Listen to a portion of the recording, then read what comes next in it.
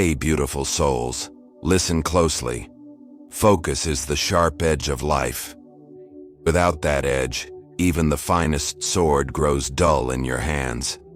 When your attention wanders, your mind becomes like a boat without a rudder or compass, pushed around by waves of noise, tossed by winds of temptation, drifting through currents of other people's priorities. But when focus takes root in your spirit, when it is not just a tool you borrow but a principle you live, you cut through the static, you puncture hesitation, you carve out a life that feels strong, purposeful, and unshakable. Understand this: most people aren't defeated because they lack brute strength or cleverness. They're defeated because their focus is taken from them, often quietly. Stolen by the chime of notifications, by the lure of trivial amusements, by the anxious weight of other people's opinions, by the endless treadmill of doing anything except what matters most. The systems around you are optimized to fragment your attention. The Stoics saw this danger long before we were born. Marcus Aurelius left us a reminder: you have power over your mind, not outside events. Realize this and you will find strength. Your focus is your personal power. It is your capacity to aim your energy at what truly counts. When you master it, you are no longer tossed by chaos. You step into the role of its master. That's what this message is about: reclaiming your attention, sharpening your mind, and walking a stoic path toward focus so alive, so aligned, that it feels like your soul is burning with purpose. But we need to define focus correctly. It doesn't mean simply cranking harder, working longer, or forcing yourself into endless stillness. Focus is about clarity. It is the ability to decide what matters, to aim your time and energy there, and to refuse to let what is trivial steal it. Seneca warned us, "It is not that we have a short time to live, but that we waste much of it." When focus is shattered, our days feel wasted and scattered, and our lives follow suit. When focus is complete, our days feel full, meaningful, and strangely expansive, like time itself has opened up. Picture yourself as an archer. You hold the bow. You've set the arrow on the string. Around you the crowd roars. The wind tugs at your clothes. Doubt whispers from every direction. The Stoic path teaches you to slow the breath, still the body, narrow your attention until the target fills your sight, and release without hesitation. That is focus, not noise, not frenzy, but deliberate presence. Over the next 30 minutes, I'm going to walk you through 10 Stoic-rooted truths, expanded and deepened, that can raise your ability to focus dramatically. These aren't fantasies or hacks. They are practices anchored in timeless wisdom that slice through distraction in the Forum of Rome and will slice through distraction on your phone today. Each truth won't just sharpen your attention, it will give your life more direction, meaning, and steadiness. Before we begin, commit to this. You won't merely consume these ideas, you will live them. Take these truths and integrate them into your routines and choices. If you do, your focus won't only improve, it will become a defining quality of who you are. And if this resonates, like and share it, leave a comment for accountability, and subscribe so we can keep building this community of focused warriors. Start strong by dropping this line in the comments: "My focus is my power." Truth 1. Guard your mind like a fortress. Your attention is only as resilient as the boundaries you build around it. In ancient times, a city's safety depended on its walls and gates. The Stoics believed something similar about the human soul. The greatest threat isn't always a direct attack. It's the slow invasion of small, seemingly harmless distractions that breach the walls. Marcus Aurelius reminded himself in his private writing, "You have been wandering. Now you must stop." He wasn't scolding himself for curiosity. He was calling himself back to vigilance, reminding himself that attention must be defended, or else it will be divided, then diluted, then lost. day, every ping and preview window, every breaking headline, every autoplayed video is like a hairline crack in your fortress wall. Left unchecked, those cracks spread. When the wall fractures, your focus gets looted. Guarding your mind means drawing clear lines around your attention and not apologizing for upholding them. It means recognizing that your attention is sacred, valuable, and limited. When you don't guard it, someone else will monetize it. Consider how many industries are built on capturing and reselling your focus. There's a reason companies fight to keep you scrolling. Each second you surrender is energy redirected from your goals to theirs. A Stoic would not stand guard with anger or paranoia. They would stand with clarity. They would ask before every incoming distraction, will this help me become who I intend to be? If the answer is no, the gate stays closed. Practical steps to fortify your walls. Start your morning in silence. Do not open your phone for at least 30 minutes. Let your mind breathe before you let the world in. Establish time-blocked focus sessions with devices out of reach. Use a different room for your phone or keep it in a locked app blocker mode during deep work. Decide daily on up to 3 priorities, true priorities, not wish lists. Give them your best hours. Curate your inputs. Unsubscribe from low-value emails, leave draining group chats, and prune your social feeds ruthlessly. Create a physical sanctuary, a simple, orderly corner where your mind associates the environment with concentration. When you defend your attention like a fortress, you stop feeling scattered. You feel grounded. You feel capable. You stop begging your willpower to fight every second and start allowing your boundaries to do the heavy lifting. Write it to anchor the commitment. I guard my focus like a fortress. Truth 2. Cut away what weakens you.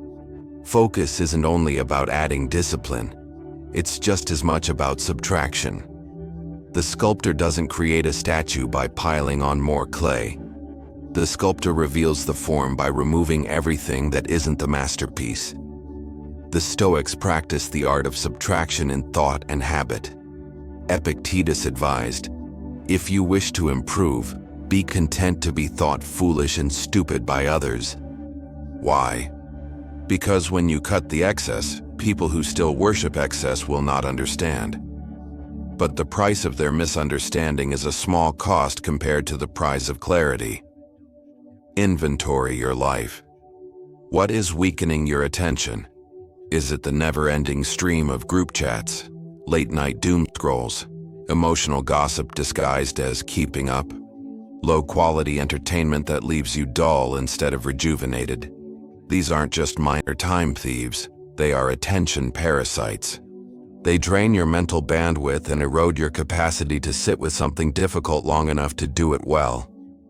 Minimalism isn't a closet trend, it's a cognitive strategy. A Stoic simplifies not to impress anyone, but to remove friction and noise. The question is not, how much can I fit into my life, but what can I remove so what matters can breathe? Exercises for subtraction. The weak list. Write down everything that saps your energy or attention. People, platforms, habits, places. Be brutally honest. Cut in tiers. Remove the obvious drains immediately. Set boundaries on the rest. Replace low-value habits with neutral or high-value alternatives.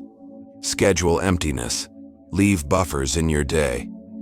Unscheduled space reduces context switching and gives attention space to recover. Apply the essential test. Before committing, ask, does this advance my core aims? If not, it's a no, even if it's tempting. Marcus Aurelius put it simply, if you seek tranquility, do less, or more precisely, do what's essential. Focus expands not by adding more, but by removing what doesn't matter so what does can shine through. Let your life become a sculpture. Let the unnecessary fall away, and watch the form, the person you're becoming, emerge. Truth 3. Master the power of single tasking. Modern life praises the multi-tab mind, the multitasker, the endlessly available. But your mind was not built to juggle. It was built to aim. Think of an arrow. It cannot pierce two targets at once. Seneca's warning rings true. To be everywhere is to be nowhere. Scatter your attention across 10 things, and you experience the illusion of productivity without the substance of completion. Touch many tasks and master none. The Stoics were masters of presence. They believed that life is experienced in a single point, now. To live fully is to invest yourself in the task at hand with total attention, whether that task is strategic thinking, a conversation with someone you love, a workout, or a page of writing. Imagine how your work would evolve if for even 90 minutes you poured yourself into one problem with your full awareness. Imagine how your relationships would deepen if, for the duration of a conversation, you offered undivided presence. No glancing at screens, no mental multitasking. Modern cognitive science is an ally here. Each switch in focus carries a cost. It burns glucose, increases mental fatigue, and leaves residue. Attention doesn't fully come back to the original task immediately. That residue accumulates until your energy is shredded. But when you give all of yourself to one clear target, you can enter flow, a state of smooth, high-energy attention where effort feels natural, time seems to compress, and quality rises. Training single tasking. Design single task containers, 25, 50, or 90-minute sessions dedicated to one outcome with a clear start, no incoming notifications, and a set finish. Ritualize transitions. Before the session, write the one task and why it matters.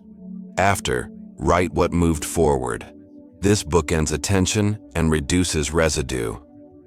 Practice micro-presence. During everyday moments, drinking water, walking to the next room, notice the sensation, breath, and step. This trains your attention to hold one thing at a time. Use visible cues. A card on your desk that reads, "One thing, done well." Make it a mantra. Marcus Aurelius challenged himself. Do every act as though it were your last. That isn't morbid, it's clarifying. If this act mattered enough to be your last, would you rush it or divide yourself? Or would you give it your best? Anchor it. I give my full focus to one task. Truth 4. Discipline your environment. A seed cannot take root in a storm. Similarly, focus cannot flourish in a space that constantly yanks your attention. While you cannot control everything about the world, you can control the ground where you plant your efforts. Epictetus counseled, keep company with those who uplift you. Extend this principle beyond people to spaces, tools, and cues. Your environment is not neutral, it nudges you. A desk littered with temptations is a desk designed for distraction. A room where your phone is always visible is a room where your mind is always half absent. Willpower is precious and finite. Smart design conserves it. Environmental design strategies. Friction management. Make focus easy and distraction hard. Keep your phone outside your work zone. Disable non-essential notifications. Use website blockers during deep work. Put essential tools within reach and distractions out of reach. Visual clarity. Clear surfaces reduce cognitive load. Keep only what relates to your current task visible. Store everything else. Goal priming. Place your top goals where you can't ignore them. On a whiteboard, sticky notes, or a dashboard. Let your environment remind you of your aim, without you having to remember it. Time zoning. Assign different areas for different modes. Creation here, admin there, rest elsewhere. The brain learns associations. Use them. Nature and light. Natural light, plants, and fresh air reduce stress and extend focus. The Stoics walked in nature for a reason. It cleans the mind. Ask yourself, Does my environment pull me toward who I intend to be, or away? If away, redesign it. Structure is not a crutch. It's craft. A disciplined environment doesn't imprison you. It frees you to do your best work more often. Truth 5. Train your attention with stillness. In a world that glorifies acceleration, stillness can seem like weakness. It is not. Stillness is strength concentrated. It is the deliberate withdrawal from noise so you can direct your attention on purpose rather than letting it be directed for you. Marcus Aurelius rose early to sit in silence with his thoughts.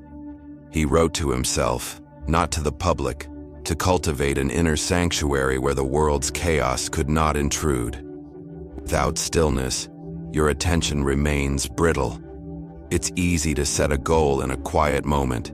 It's hard to hold it when storms arrive. Stillness trains your mind to return to the present, to your breath, to your task, again and again. Each return is a repetition. Like weight training, those reps build strength over time. Stillness practices you can begin now. 5-minute sit. Every morning, sit in a quiet spot. Eyes closed or soft gaze. Feel the breath. Thoughts will wander. When they do, return gently to the breath. No judgment. Each return is one rep. Box breathing. In stressful moments, inhale for 4, hold for 4, exhale for 4, hold for 4, repeat. This calms your nervous system and opens a space to choose your focus deliberately. Pre-work pause. Before a deep work session, close your eyes for 30-60 seconds. Bring to mind your aim and why it matters. Then begin. Evening reflection. Spend 5 minutes recalling where your attention strayed. No self-attack, simply note it and set an intention for tomorrow. The Stoics used visualization to steel themselves, premeditatio malorum, imagining potential difficulties so they would not be surprised or derailed by them. This wasn't pessimism, it was mental preparedness. In our era, it translates into anticipating distractions and deciding in advance how you will respond. Stillness is not the absence of life, it is the presence of mind in the midst of life. Make the vow, I train my focus through stillness. Truth 6. Turn obstacles into focus fuel. Distraction does not come only from pleasure. It also lurches in through pain, frustration, fear, setbacks, and stress. When life hits hard, most people's attention fractures. They drown in emotion, spiral in rumination, and abandon meaningful action. The Stoic way is to transmute obstacles into fuel. Marcus Aurelius offered one of the most potent reframes ever recorded. The impediment to action advances action. What stands in the way becomes the way. Think of a fire. Throw wood onto it and it burns hotter. Pour water onto a grease fire and it flares. The point isn't to deny difficulty, it's to learn how to position yourself so the heat of the obstacle intensifies your focus rather than extinguishing it. Applications in real life. Doubt from others. Instead of feeding anger or arguing endlessly, use it as proof of concept. Channel the sting into execution. Let results speak. Unexpected problems. Pause, breathe, define the problem in writing. List 3 possible moves and take the first best step. Action clarifies. Emotional storms. Acknowledge the feeling, name it, and then tether it to action. I feel anxious, and I'm choosing to work for 25 minutes on X. Rejections and failures. Extract the signal.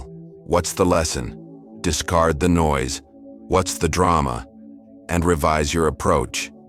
A training question to install. When something goes wrong, ask, how does this obstacle help me focus better? This primes your mind to search for leverage points. Over time, setbacks will trigger a default response of sharpening your attention, not losing it. This is discipline under pressure, the hallmark of a focused life. Truth 7. Live by daily rituals, not random impulses. The unfocused mind is reactive. It gets pulled by what seems urgent, by pings and pleas, by the path of least resistance. The focused mind operates by ritual, deliberate, repeated patterns that align your intentions with your actions. Epictetus advised, "First say to yourself what you would be, then do what you have to do." Ritual bridges that gap.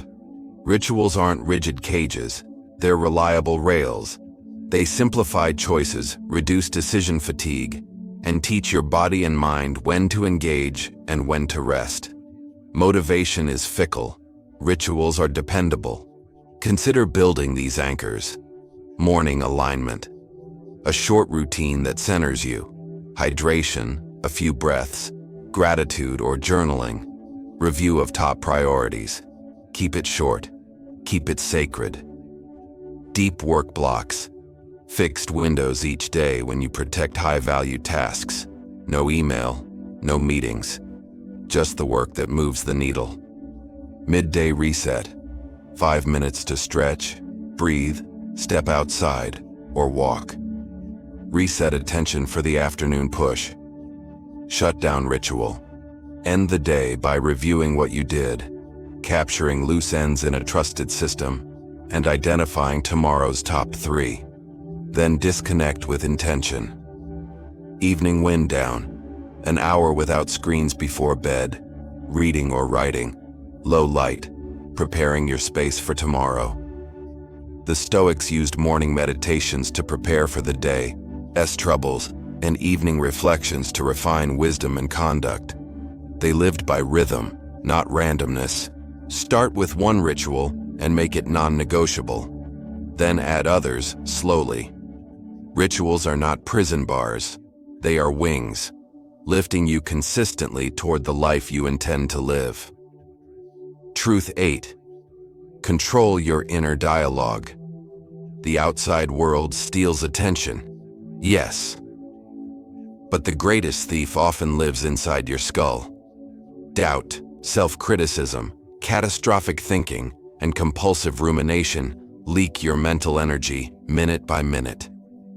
The Stoics worked tirelessly to govern their thoughts because they knew that your perception and your internal story shape your actions. Epictetus made it plain. It's not what happens to you, but how you react to it that matters. Reaction begins with interpretation. Interpretation begins with the inner voice. Let's be clear, your inner voice doesn't need to be artificially cheerful, but it must be accurate and useful. A chaotic inner dialogue creates a chaotic attention pattern.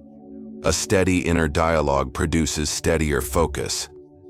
Practices to retrain the voice. Thought labeling. When negative or spiraling thoughts arise, label them. I'm having the thought that. This creates distance and reduces fusion with the thought. Replacement statements. Craft precise, empowering replacements. Swap. I can't handle this for, I can do the next step. Replace, this is too much with, I'll break it into pieces. Evidence check.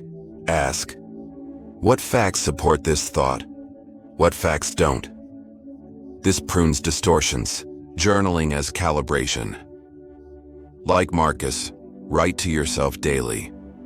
Ask, what do I fear? What is within my control? What is my next right action? Writing clarifies and calms. Your inner voice can be a prison guard or a coach. Choose the coach. Speak to yourself as you would to a capable friend in a tough moment. Honest, direct, and encouraging action. When your inner dialogue becomes steady, your attention follows suit. Truth 9. Strengthen focus through the body. Mind and body aren't rivals. They are partners. A foggy body produces a foggy mind. Poor sleep, erratic eating, and inactivity create a baseline of agitation that makes sustained attention feel impossible. The Stoics didn't idolize the body. They trained it to support clarity. Seneca wrote, "We should treat the body rigorously, that it may not be disobedient to the mind. Rigor here means care, consistency, and discipline, not punishment. Foundations that multiply focus. Sleep as a keystone. Protect a sleep window that gives you enough hours consistently. Keep a steady schedule. Cut screens early. Darken your room. Sleep debt is attention debt. Move daily. It can be simple, 20-40 minutes of brisk walking, strength work, yoga, or intervals. Movement improves mood, circulation, and focus. Eat for clarity. Favor whole foods, consistent meals, and hydration. Reduce ultra-processed snacks that spike and crash your energy. Sunlight and breath. Get morning light in your eyes to cue your body clock. Practice intentional breathing during the day. Oxygen and circadian rhythms are focus tools hiding in plain sight.